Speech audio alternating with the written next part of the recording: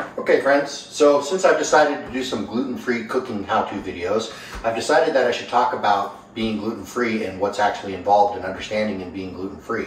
So a couple key points. If you are going gluten-free for health reasons, meaning that you just want to eat healthier, that you don't have actual celiac or an actual diagnosed intolerance to them, but you just want to eat better, I understand that. I get it. I want you to understand it's much harder than you think.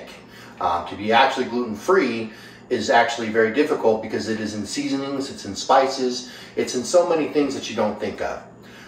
So I want to cover some of those things for those of you who have full-blown celiac like I do that we actually have to stay away from. If I have anything that even has a bit of cross-contamination, I get severely bloated, I get swollen inside my intestinal digestive tract. It causes backup where I cannot defecate. And what happens with that is eventually over time that causes actual infection. I had diverticulitis 4 times within a year while I was eating gluten. We couldn't figure out what was going on. They tested me for celiac. I tested negative for celiac. We tested for every other possible thing that could be causing these infections within my intestinal system. To no avail, we decided to start doing what we call an elimination diet, which is difficult also because you take certain items that are known to trigger these types of reactions in people's bodies and you eliminate them from the diet.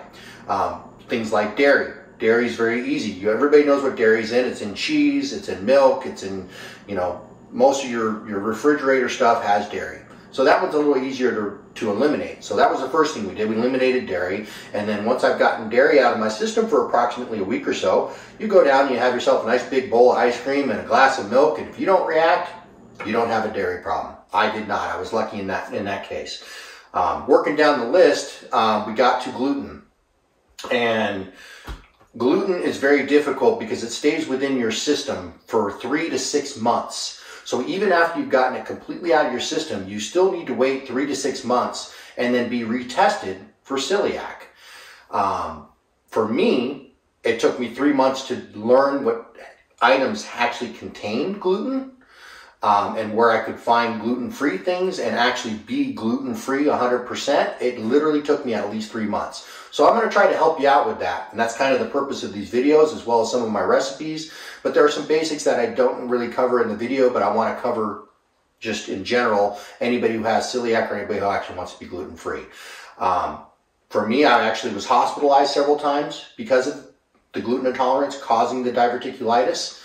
Diverticulitis is an infection within your system. It can kill you. It can be fatal eventually. It can cause septic blood poisoning. It can get really bad, really nasty. It could also cause very similar symptoms to Crohn's. Crohn's disease is a very similar type disease where pockets grow off the side of the intestines and your defecation stays within those pockets and doesn't pass, which causes infection, and eventually those items get so badly infected they have to go in and remove part of your intestines and your colon to actually rid that bacterial infection. So you want to avoid that. They thought I might be looking at Crohn's, but I didn't have the pockets when they tested me, so it turned out to be negative for Crohn's, so we went back to celiac. Going back to celiac, kind of back to the point because I'm kind of running on here, and I'm sorry about that. But after I decided to go gluten-free without changing anything else in my lifestyle, I stopped having heartburn, which I had daily. I lost almost 45 pounds within the first 2 months of being completely gluten-free. I changed nothing else in my diet other than just cutting out things that contain gluten. Now, some people will say, oh, carbs will do that for you, etc., etc. Yes, carbs are part of that. Carbs often are gluten, but that's not the key. It's the actual gluten you have to stay away from.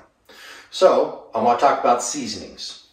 I have found that most seasonings, or a lot of seasonings, especially store-bought brands, when you look at the plain wrap type store brand, Kroger, Walmart, etc., any of the actual store-bought ones, they're usually cheaper. And the reason why a lot of times they're cheaper is because they use gluten as a filler.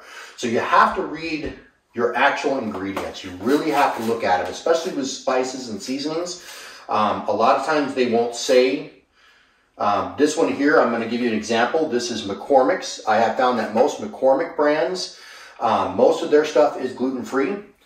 And this one here actually does say right on the label that it is indeed gluten-free.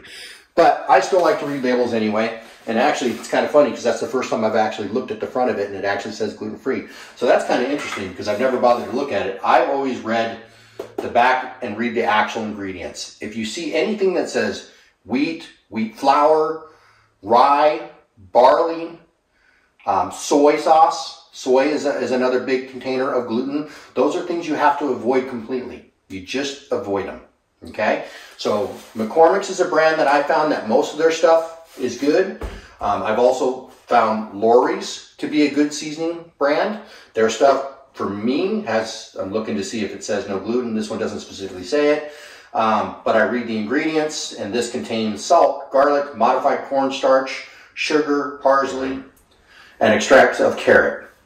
No gluten, no wheat, no rye, no barley, no hops. None of those things that can contain gluten. So this is safe. The other spices that I like to use, and I'm going to mention them. This is a product called Monkey Spit, and I'm going to show you a picture of their website so you can get a hold of them. I love their seasonings. This is out of Napomo, California. They have two seasonings that I like. They have many. They have hot sauces. They also have just dry rub seasonings. They have one called Monkey Spit, which is very spicy. So if you don't like spicy, do not get this. A very little bit of this goes a long way. I like to sprinkle this on buttered corn. It's amazing, but a little bit of this goes a long way. I believe they use habanero, so it's very hot. If you don't like spicy, but you do like flavor, they have this one here, which they call the Wimpy Chimp. It's also a very good seasoning. It's great. It just doesn't have the heat. It's basically the same thing as the Monkey Spit minus the heat. So those are products that I like to mention that I use in my cooking. I use these regularly.